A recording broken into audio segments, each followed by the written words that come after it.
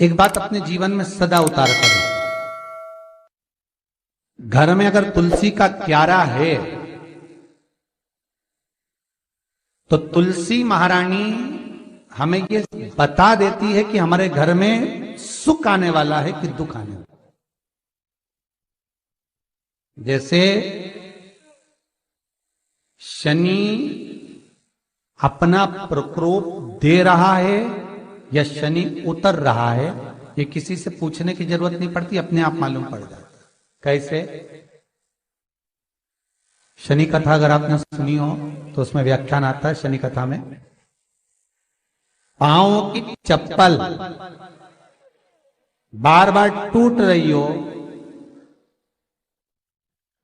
कमर से नीचे जो वस्त्र पहने हो वो फट रहे हो, कहीं पजामा है, धोती है, आदि वस्त्र हैं, कपड़े हैं, वो अपने आप फट। आज के जमाने में तो फटे फटाए पहनते हैं लोग, फैशन। उसकी गारंटी नहीं है, उसका हम वर्णन नहीं कर। हम जब पहनते हम समझ जाते हैं इसको शनि तो ऑलरेडी लगा ही हुआ। जब उनका घुटना घुटनी सब फटा हुआ दिखता है तो उसमें लग जाता है कि शनि पहले से लग गया बापड़ा, उनके पहने से तो मालूम पड़े।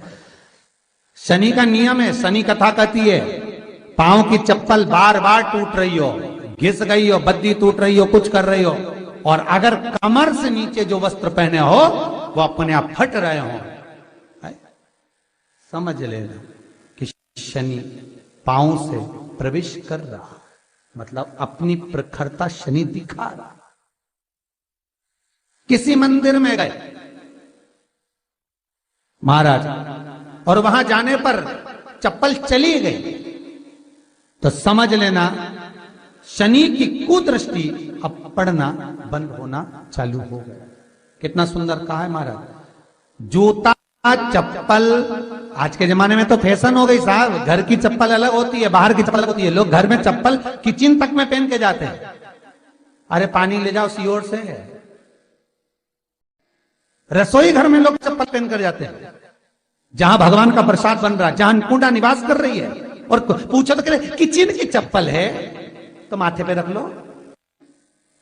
तुम अपनी मां को जरूर देखना है एक बार, वो बूढ़ी मां कितनी बार किचन में चप्पल पहन कर गई, मुझे जरूर फोन कर कर बताना। बूढ़ी मां रसोई घर में आज भी बिना चप्पल के जाती है, और बहुओं की कहीं एड़ी नहीं फट जाए, ठंड नहीं बैठ जाए, इसलिए ये रसोई घर तक में चप्पल पहनकर जाती है। सूर्य नारायण की कथा पढ़ना, शनि महाराज की कथा पढ़ना, और गरुड़ पुराण की कथा पढ़ना। जिन जिन कथाओं का हम व्याख्यान कर रहे हैं उसको पढ़ना जरूर हो। क्या लिखा है?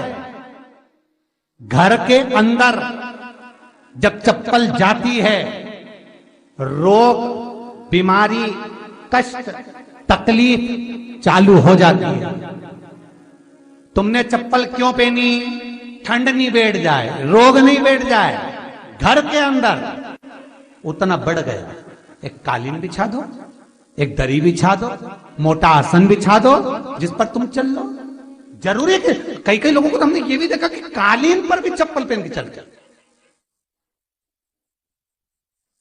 और ब्राह्मणों को भोजन परोस रहा है, गुरुजन को भोजन परोस रहा है, ठाकुर जी की थाली बना रहा है, ठाकुर जी का थाल लगा रहा है, तो भी चप्पल है पांव में। तेरा क्या होगा रे कालिया, क्या होगा? विचार तो करो।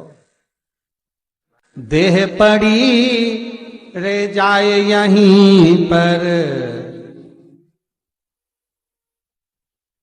फिर कुंडल और नगीना, क्या हरि नाम नहीं तो जीना।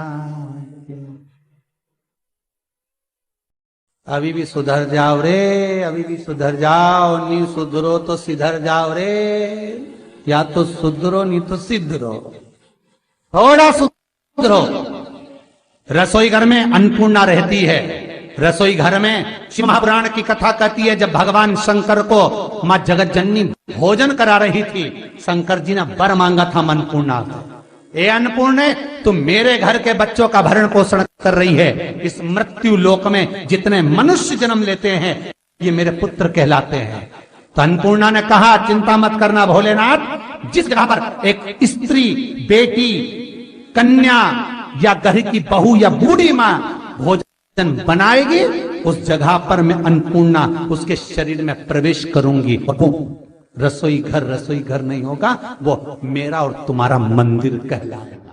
अब मंदिर में चप्पल पहनकर भोजन का निर्माण करना, ये श्रेष्ठता है। एक आसन पटक लो आप रसोई घर के अंदर, जिस आसन पे खड़े होकर आप भोजन बना लो। मोटा सा आसन रख लो, चप्पल की जरूरत ही नहीं। श्रीमद् भागवत कथा कर रही है, तुलसी का मात्र तो शनि अपनी दृष्टि बता देता है। शास्त्र कहता है जब घर के अंदर प्रवेश करने के, जब आप घर में प्रवेश करें तो एक कोने में चप्पल को उतार दें। बाहर जगह नहीं है तो घर के अंदर प्रवेश कर कर लेफ्ट में चप्पल को उतार दें, और 7 या 3 कदम के अंदर चप्पल उतर जाना चाहिए घर के अंदर में।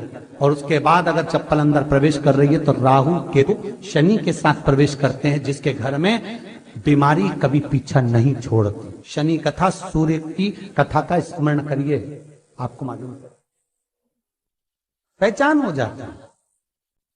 महाराज तुलसी बता देती है कि आपके घर की दशा क्या है। बार बार जल डालने के बाद भी तुलसी सूख रही है, बार बार आप पूजन कर रहे हैं, पाठ कर रहे हैं, तो भी तुलसी के दल सूख रहे हैं। तुलसी बता देगी कि तुम्हारे घर में तकलीफ आने वाली है, कष्ट आने वाला है, सूख रही है। किसी ने जरूर कुछ ना कुछ ऐसा है कि इसमें घर में कुछ तकलीफ आएगी, तुमने लगाया फिर सूखी, फिर लगाया फिर। तुलसा महारानी बता देती है कि कष्ट है। और जिस गमले की तुलसा घेर घमोर हो, फलित तो हो, आनंद में हो, तो उस घर में फिर दुख नहीं आता, समृद्धि खुद बढ़ती चली। जिन शंकर भगवान को आप जल चढ़ाते हो, जिन ठाकुर जी से आप लाड लड़ाते हो, जिन भगवान कृष्ण का आप स्मरण करते हो, राधा रानी का आप नाम जाप करते हो, जिस परमात्मा का आप भजन कर रहे हो, कीर्तन कर रहे हो, नाम जाप कर रहे हो, नाम स्मरण कर रहे हो, उससे तुम्हारा एक संबंध होना चाहिए, एक रिश्तेदारी होना चाहिए।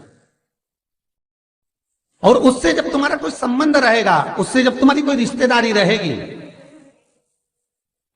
तो उस रिश्तेदारी में जैसे ही आपके प्राण छूटे, और छूटते से ही आप जब गए, तो जाते ही आप कहोगे कि कृष्ण से मेरा ये संबंध है, वो मेरा पुत्र, वो मेरा भाई, वो मेरा बेटा, वो मेरा सगा, वो मेरा रिश्तेदार, वो मेरा कुटुंबी, वो मेरा पुत्र। जब कहोगे तो तुरंत प्रवेश हो जाए।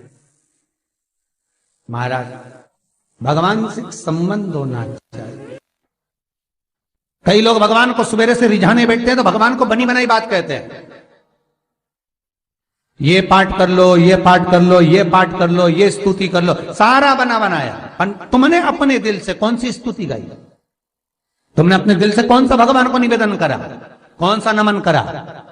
बस सवेरे उठना है, नहाना है, भगवान के सामने जाना है, भगवान को नहलाना है, कपड़े पहनाना है, अगरबत्ती लगाना है, थोड़ा सा शक्कर का भोग लगाना। इतने सारे देवी देवता, शंकर जी, राम जी, गणेश जी, सारे देवता, और 2 खुरमा लेके आए, 1 बालूशाही लेके आई, 2 मठरी लेकर आ गई, 1 मठरी लेकर आ गई, और भगवान को इतनी सी कटोरी में रख दी। अब बोले, कई लोगों से पूछा, इतनी सी कटोरी में 1 मठरी, 1 खुरमा, और रोज मठरी खुरमा एक साथ नहीं रखती। वो तो आज दिन मठरी का भोग लगा दिया, कल खुरमे का लगाई, परसों गुजिया का, परसों पपड़िया का, कोई डब्बे में भरे भराए रखे, रख दिया। और 1 लड्डू रोज लगा देगी, इतना बड़ा। तो पूछा, इतना सा लड्डू और इतने सारे भगवान कैसे खाते होंगे? तो भाव से। तो हमने कहा, तुम भगवान को क्यों? बहुत दुख है गुरु जी।